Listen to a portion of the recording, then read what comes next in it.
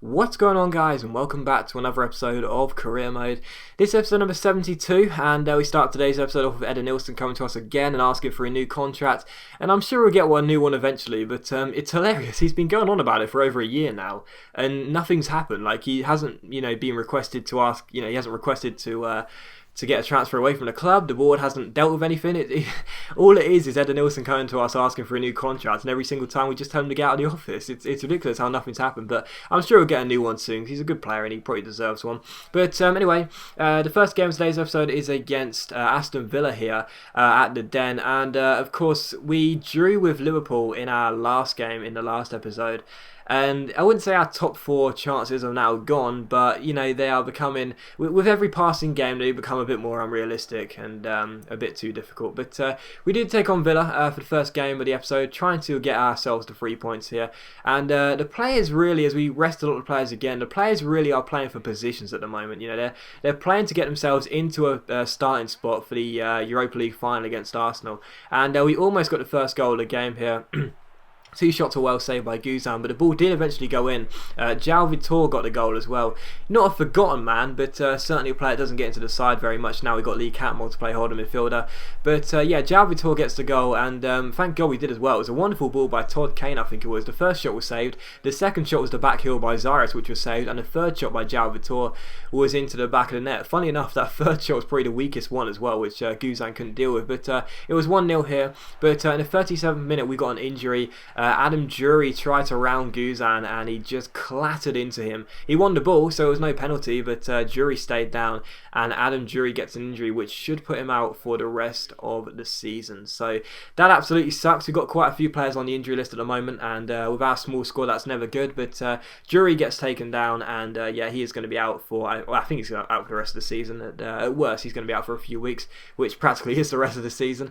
But anyway, the second chance here came in the 61st minute for Aston Villa. The corner was crossed in, but it was headed away only as far as Todd Kane here, and Kane played the ball through to Zaires here, takes on his man, beats him, then stops, then plays the ball back to Todd Kane, and Nathan Baker, who is joining us on a pre-contract next year, ends up taking, well, he doesn't take down Todd Kane, but he pulls him back, and the referee gives Baker a straight red card. So Nathan Baker, who is joining us next year, don't forget, on a pre-contract, it gets a red card against us. And I just have to think, did Baker do that on purpose? Is he trying to gain some favour with us, trying to make sure we get 3 points here? Is he trying to, sort of fit in with the teammates already?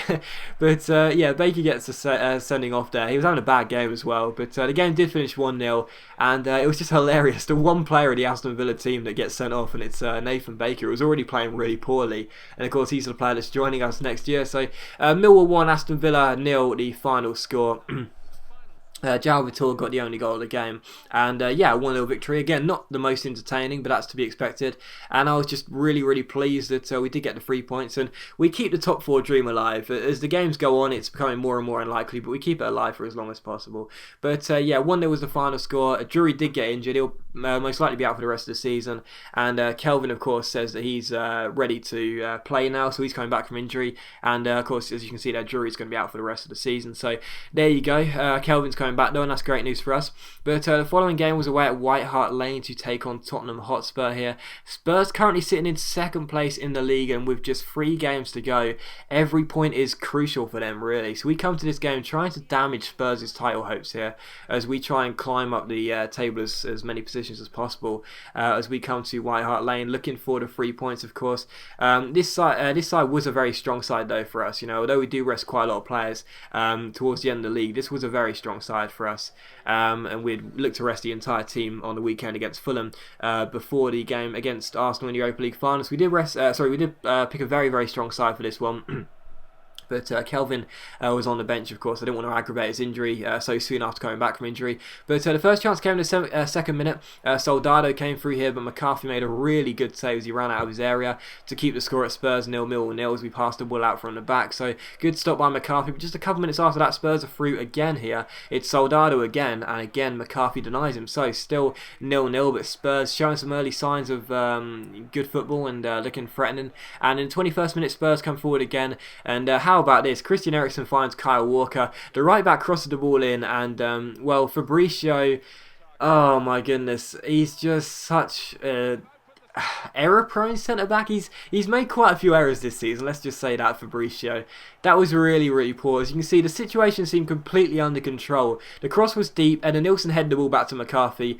And Fabricio just takes the ball away from him, and it's a simple finish for Falk, the Spurs midfielder. Just so frustrating there. Like, there was no need for Fabricio to put his foot on the ball and take it away from McCarthy, and that's exactly what he did.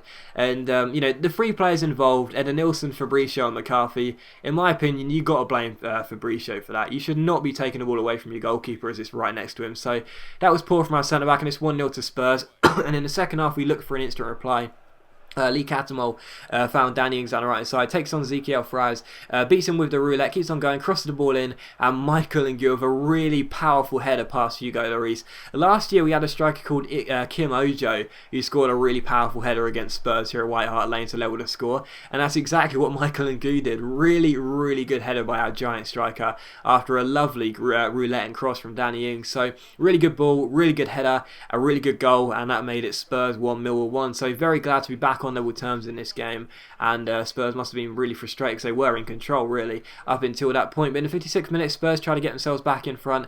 Soldado plays the ball out wide to Andros Townsend. Skin him, Townsend, said that in a while. Townsend crosses the ball in towards Christian Eriksen, and his header hits the bar. So Spurs almost back in the lead here, but it's still 1-1. And in the 73rd minute, Jack Robinson finds Michael Ngu, and Ngu rolls it through to Danny Ings. Ings tries to find Carrasco, but it comes to Michael Ngu, and Ngu holds the ball up, goes down left hand side. Jan Vertonghen loses out to Michael Ngu, keeps on going, finds Jack Robinson, first time cross to the far post. What a ball by Robinson, and what a header by Danny Ings. And with just over a quarter of an hour to play, Danny Ings makes it Tottenham 1, Millwall 2. And for Spurs, a side doing everything they can to try and win their title this year, they had thrown away a 1-goal lead, and it was 2-1 to us here. What a cross that was by Jack Robinson. Really good ball by a left back, and Danny Ings dives in there at the far post to make it Spurs 1, Millwall 2. Really good diving header, and that cross by Jack Robinson was absolutely superb. So Spurs 1, Millwall 2. But in the 85th minute, Spurs came through here. Paulinho keeps on going for rolling the ball through to Etienne Capoue.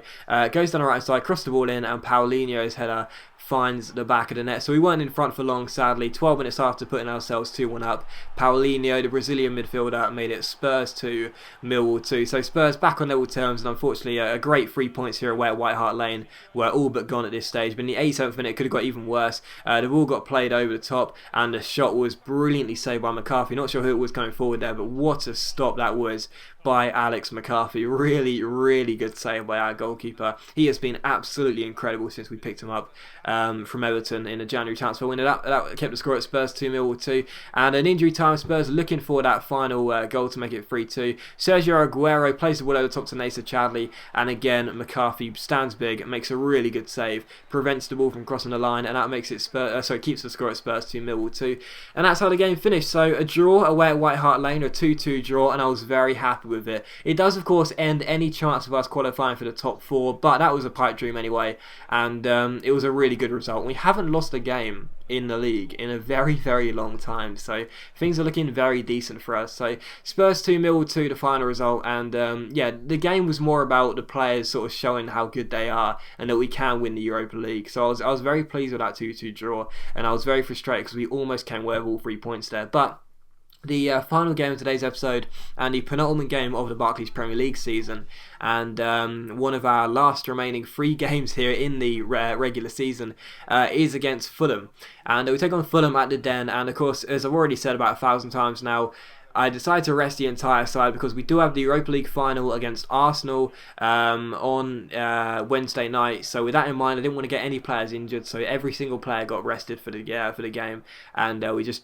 dropped basically every single player really for no other reason than fitness reasons and the worry that one of those players might pick up an injury. So we take on Fulham, and it was a really uneventful game. It was one of those games where the ball just got stuck in the middle of the park and you couldn't break down the AI's defence. Both chances for us, both our key chances fell. Well, that one from João at all, fell outside the area, and this one from Gardner as he goes down the right hand side was off balance. Fulham don't get the ball away, and again the shot goes miles wide. So both of our real good chances went miles wide of the post, and it was a really uninteresting game, sadly. So the game did finish 0-0, but as I said before, the league is now being settled. We're not going to finish in the top 4, and the players are just playing for positions really, and just making sure we didn't get anyone injured for the Europa League final on Wednesday night. So 0-0 the final score, but again I wasn't really that interested anyway. So 0-0 was the final score, and after that I decided to request some funds. I wanted to try something cheeky.